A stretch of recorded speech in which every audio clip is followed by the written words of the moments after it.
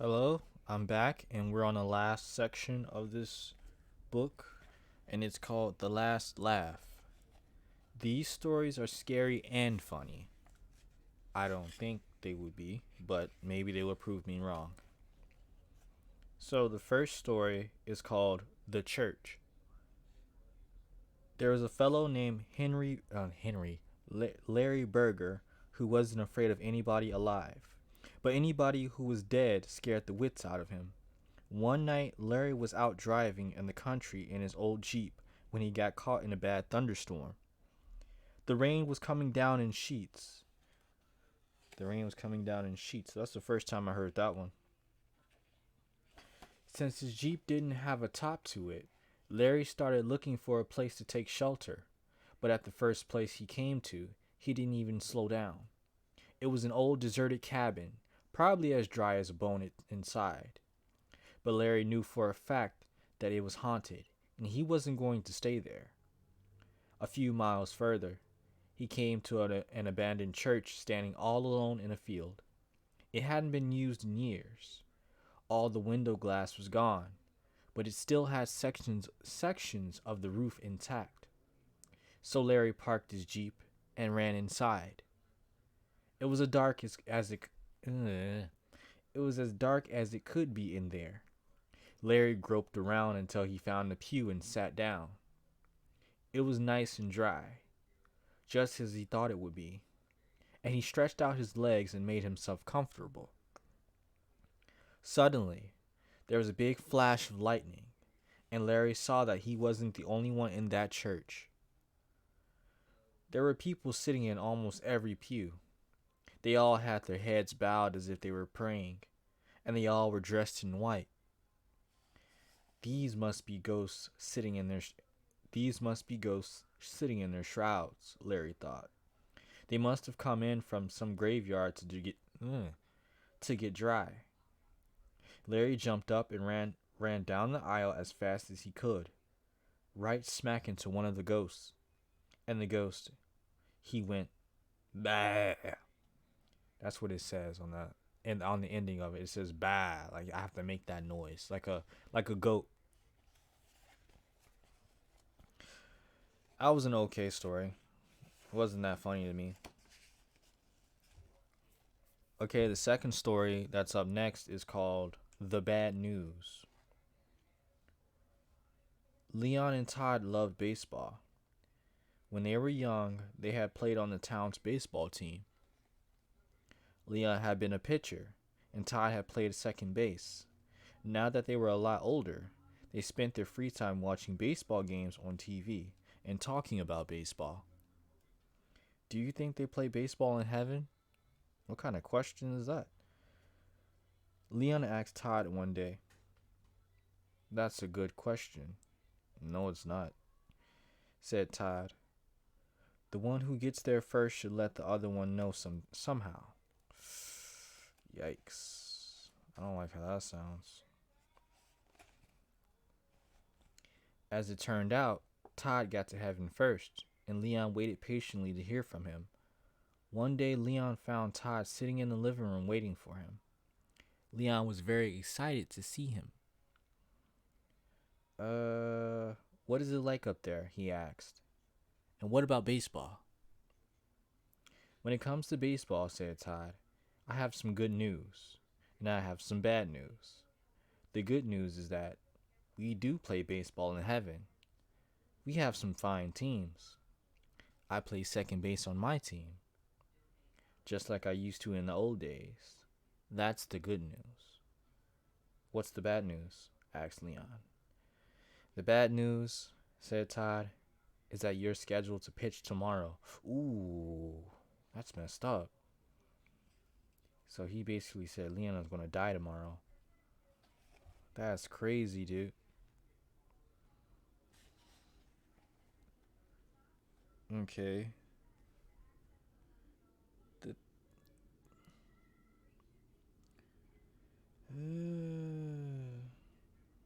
the third story is called Cemetery Soup. On her way home from the market, The woman took a shortcut through the cemetery. There, sticking out of the ground, she saw a big bone. I'm surprised it wasn't a big toe. She picked it up and looked it over carefully. This will make a very good bone soup. Soup bone. What? I guess they put bones in soup to add some kind of flavor to it. Um, Soup bone, she said. I think I'll take it home. It's perfect. It's perfect weather for a hot soup. When she got home, the first thing she did was start the soup. Into the big soup pot. Soup pot went water, carrots, green beans, corn, barley, onions, potatoes, a snitch of beef, some salt and pepper, and the bone. She brought it all to a boil, then brought it down to a simmer. You know that's messed up. She used a bone from a cemetery to do that. She couldn't just go back to the market and like maybe get some meat that had a bone in it. Yum, she said, sniffing it and tasting it. I can hardly wait till supper. Suddenly, she heard a small voice. Please, give me my bone back. Give me back my bone. It's in the wrong order, but it's the same thing nonetheless. The woman paid no attention. Soon she heard the voice again. May I have my may I have back my bone, please? The woman was reading the newspaper, and again she didn't take any notice. In a little while, the voice spoke up once more. It was beginning to sound angry. Give me my bone back. Well, give me back my bone. The woman kept on reading the paper. Some people are too impatient, she muttered. Once more, the voice spoke. Now it sounded very angry. It was so loud that the whole house shook. I want my bone back. The woman reached into the pot, grabbed the bone, and threw it out the window. In a voice just as loud, she shouted, Take it! There was an eerie silence. Then the woman heard footsteps scurrying away from the house, down the road toward the cemetery, and she got up and served herself some soup. Okay. I think this is the fourth story, and it's called The Brown Suit. A woman came to the funeral parlor to see her husband's corpse. You did a good job, she said to the undertaker. He looks just the way he always looked, except for one thing. My husband always wore a brown suit, but you have him dressed in a blue suit. That is no problem, said the undertaker. We can easily change that. When she returned later, her husband was wearing a brown suit. Now he looks just the way he always did, she said. I know you went to a lot of trouble. I thought that would be went through a lot of trouble. Apparently not. I know you went to a lot of trouble. It was no trouble, he said. As it happened, there's a man here who was wearing a brown suit, and his widow felt that blue would be better. He is about your husband's size. So he gave him the blue one, and gave your husband the brown one. Even so, she said, changing all that clothing was a big job. Not really, said the undertaker. All we did was exchange their heads. Ooh.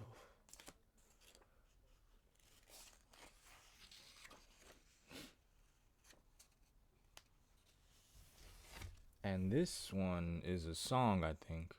I don't know if this is real. O'Leary is dead and O'Reilly don't know it. O'Reilly is dead and and O'Leary don't know it. They both are dead in the very same bed, and neither one knows that the other one's dead. Baroom, baroom. I don't know if that's a real song or not. That's probably something made up.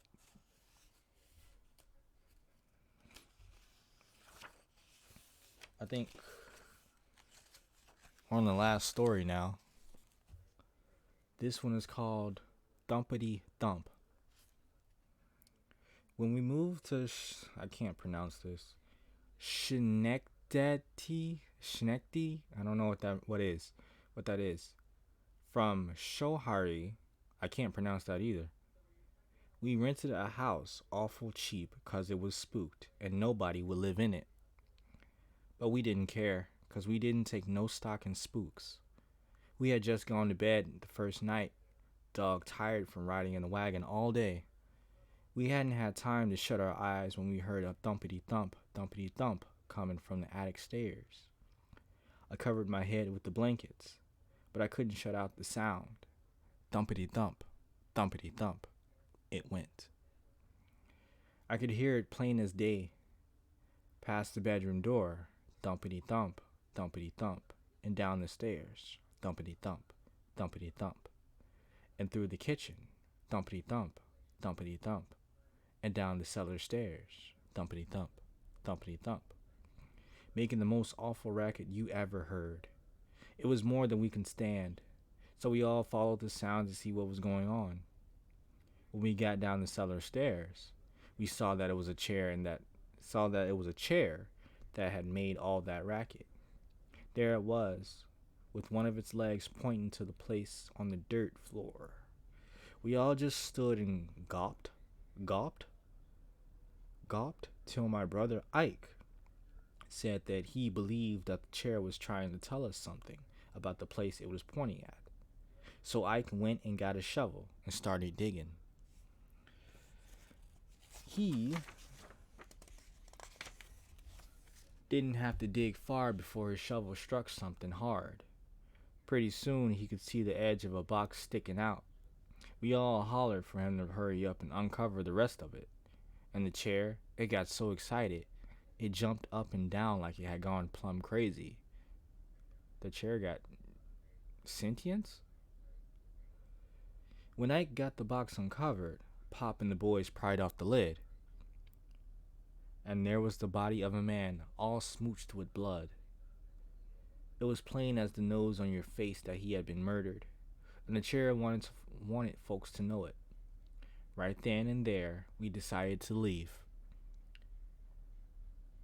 Being strangers, everybody would think that we had murdered him and come there to hide the body. It didn't take long for us to fill up the hole and get out of that house. The chair was awful mad about our leaving, and it went up the cellar stairs, thumpity thump, louder than when it had gone down. Then it thumpity thumped up the next set of stairs, and the next louder still. When it got back to the attic, it thumpity thumped so loud we thought it would thump all the plastering down on our heads. Nobody asked us why we were moving out so soon, 'cause nobody ever stayed more than one night in that place. And most not that long. But I can tell you, we were thankful to get back to there goes that stupid word again.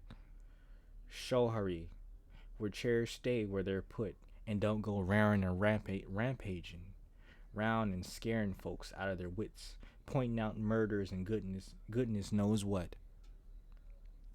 Okay. The brown suit was okay, but my favorite one was the bad news. That was the best one. He practically told Leon that he's gonna die tomorrow,